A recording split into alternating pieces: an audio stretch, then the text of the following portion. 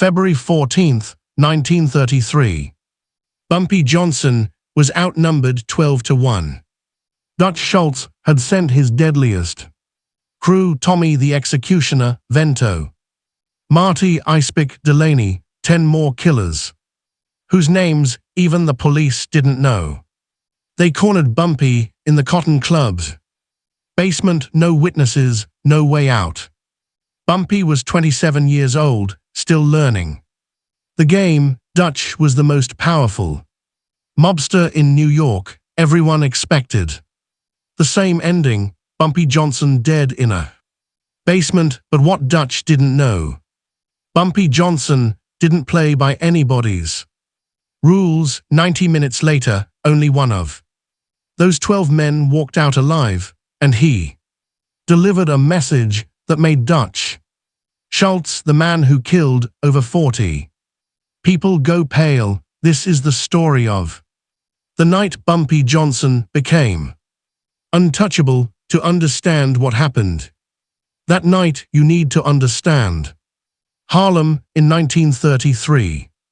This wasn't the Harlem Renaissance anymore. The Depression had hit hard.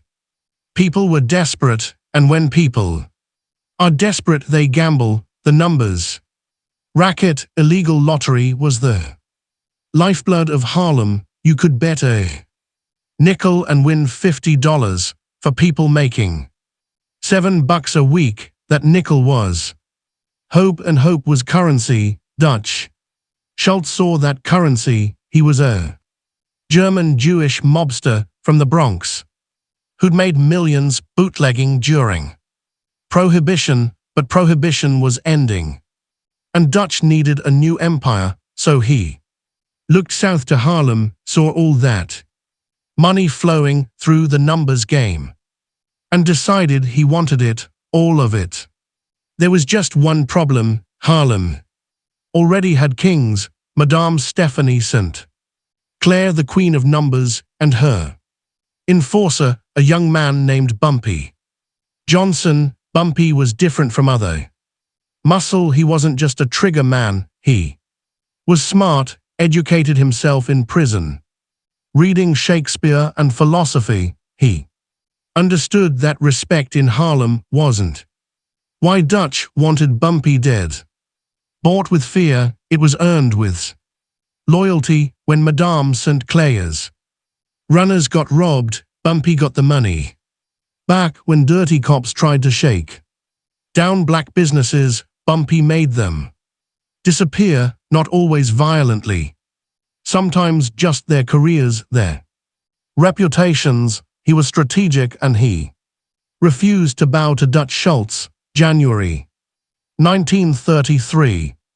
Dutch sent emissaries to Harlem. They sat down with Madame St. Clair at her club on 133rd Street. The message was simple: work with Dutch, pay tribute, or get buried. Madame St. Clair, a Caribbean immigrant who'd built her empire from nothing, looked at these white men sitting in her club and said, "Get out." The emissaries turned to Bumpy standing in the corner. "You want to be smart about this, boy." Bumpy didn't move, didn't speak, just stared. That stare, the one that made men check their life insurance. The emissaries left, reported back to Dutch, and Dutch Schultz, who'd never been told no by anyone, certainly not by a black woman, and her enforcer, made a decision: burn it all down, starting with him. He didn't just want Bumpy dead, he wanted it to be a message, public, brutal, the kind of death that makes everyone else fall in line. February 14, 1933. Valentine's Day, ironic considering what was about to happen. Bumpy got a tip. Dutch's men were planning to hit Madame St. Clair's main counting house on Lenox Avenue at dawn. Bumpy went to check it out solo. That was his first mistake, or maybe it wasn't a mistake. Maybe Bumpy knew exactly what he was walking into: the Cotton Club basement. It wasn't the famous club, that was downtown for white audiences. This was the real Cotton Club, the after-hour spot, where Harlem's players came to drink, gamble and settle scores. The basement was storage, crates of liquor, poker tables, and a single exit through a narrow staircase, perfect place for the trap. 12 versus 1 in the Cotton Club. Trap 432, Bumpy descended those stairs. The room was dark except for one light bulb swinging from the ceiling. And then he heard it, the sound of safeties clicking off. 12 guns, 12 men stepping out of the shadows. Tommy the executioner, Vento, stepped forward. Tommy had killed 16 men, always close range, always looked them in the eye. He smiled. Dutch sends his regards. Bumpy stood there, hands at his sides, face calm. He looked around the room slowly, counting 12. He looked back at Tommy. That all he sent? Tommy's smile faded. See, that's the thing about Bumpy Johnson that people didn't understand. He didn't posture, didn't bluff. If he said something, he meant it. And standing there outnumbered 12-1, asking if that was all they sent, that wasn't bravado, that was calculation. You got about 5 seconds to beg, Tommy said, raising his gun. Bumpy tilted his head slightly. You're making a mistake. What mistake? You're about to be dead. The mistake, Bumpy said slowly, is thinking I came here alone. 12 guns stayed trained on him, but now there was hesitation, doubt. Tommy glanced at the stairs, nothing, looked back at Bumpy. You're bluffing. Bumpy smiled for the first time. Then shoot. Nobody shot. Because here's what Dutch Schultz's men didn't know. Bumpy Johnson had been fighting since he was 10 years old. Charleston, South Carolina, before he moved to Harlem. Street fights, prison riots, wars over territory. He'd learned something that most men never learned. Violence has a rhythm, and right now, standing in that basement, Bumpy controlled the rhythm. Tommy's finger tightened on the trigger. Last chance. Bumpy moved. What happened next, nobody could fully explain afterward. The one survivor's testimony was confused, fragmented, but here's what we know. Bumpy didn't go for a gun, he went for the light. One punch, the hanging bulb shattered, darkness complete, then chaos. The first shots came wild, panicked men shooting at shadows, at sounds. Tommy screaming, hold your fire, but fear doesn't listen to orders. In that darkness, what happened in that basement?